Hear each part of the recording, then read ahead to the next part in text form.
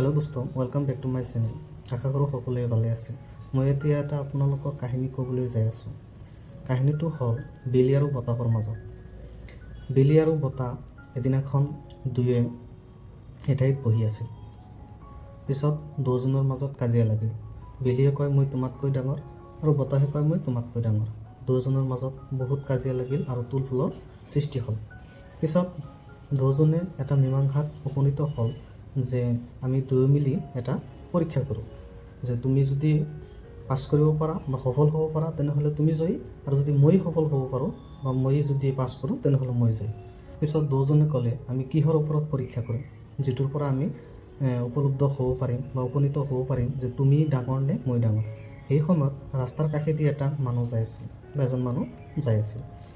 সেই মানুহজনৰ গাত আছিল এখন চাদৰ। সেই চাদৰটো চাই বিলি আৰু বতাহে ক'লে হ'ব, তুমি যদি ডাঙৰ হোৱা তেনেহ'লে যিয়ে তেওঁৰ গাৰ পৰা চাদৰখন গুচাই দিব পাৰিব সেয়ে জয়ী হ'ব। যেনেকুৱা কথা তেনেকুৱা কাম। আগতে বতাহে ক'লে যে মই আগতে পৰীক্ষা কৰিম, মই আগতে চাম।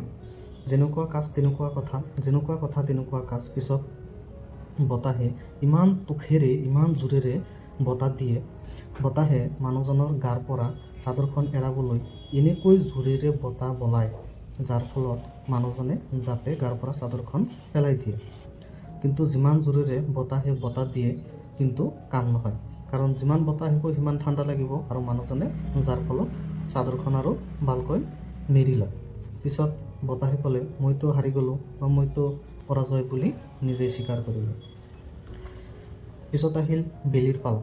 বিলিয়ে তেনেকুৱাই পৰীক্ষা কৰিল বা তেনেকুৱা কাম কৰিবলৈ আৰম্ভ কৰিলে। পিছত বিলিয়ে ইমান জোৰেৰে বা ইমান প্ৰখৰেৰে ৰ'দ দিয়ে যাৰ ফলত মানুহজনে গাৰ পৰা চাদৰখন এৰাব লগা হ'ল বা আঁতৰাব লগা হ'ল। পিছত দুয়োজনৰ মাজত পৰামৰ্শ হ'ল, বিলিয়ে জিকিলে। এই গল্পটোৰ পৰা এইটোৱে শিক্ষা লাভ কৰিব পাৰোঁ, গাৰ জোৰেৰে একো নহয় বা শৰীৰৰ জোৰেৰে আপুনি একো কৰিব নোৱাৰে, কিন্তু আপুনি যদি বুদ্ধিমতাৰে বা বুদ্ধিৰে কিবা এটা কাম কৰে তেনেহ'লে যিকোনো কামতে উপলব্ধ হ'ব পাৰে।